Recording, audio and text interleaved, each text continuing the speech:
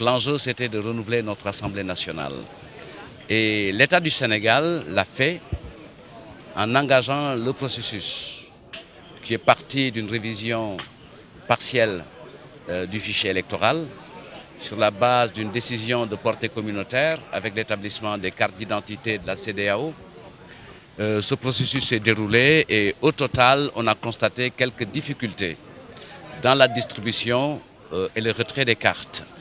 Et le président de la République, conformément à ses attributions et sa mission, a pris les dispositions pour que chaque électeur sénégalais puisse être dans les conditions d'exprimer son choix par un appui sur une décision, un avis du Conseil constitutionnel.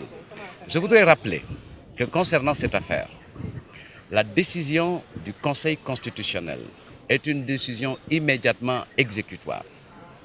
Elle ne viole pas la loi électorale puisqu'elle apporte juste une mesure transitoire qui est relative spécifiquement à ces élections législatives du 30 juillet 2017.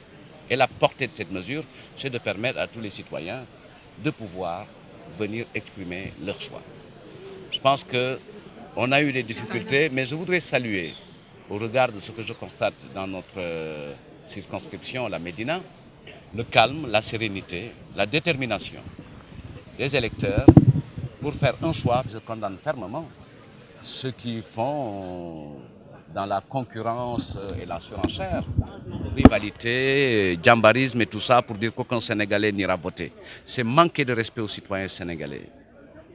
Aujourd'hui, on peut constater, comme dans tous les systèmes, il y a des difficultés. Mais je voudrais rappeler, quand même, à titre de référence, que quand la première expérience de révision des cartes électorales a été menée en 2006, en prélude à l'élection présidentielle de 2007, il y avait pratiquement 1 600 000 Sénégalais qui n'étaient pas en mesure de voter puisque nous ne disposons pas de leur carte.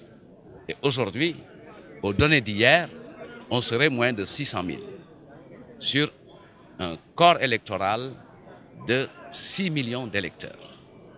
Et il faut saluer les performances de l'État en matière, puisque les régions les plus reculées comme Tambacounda ou Kédougou ont des taux de retrait de cartes au-delà de 90%. Et il faut garder en repère que dans notre pays, le vote n'est pas obligatoire.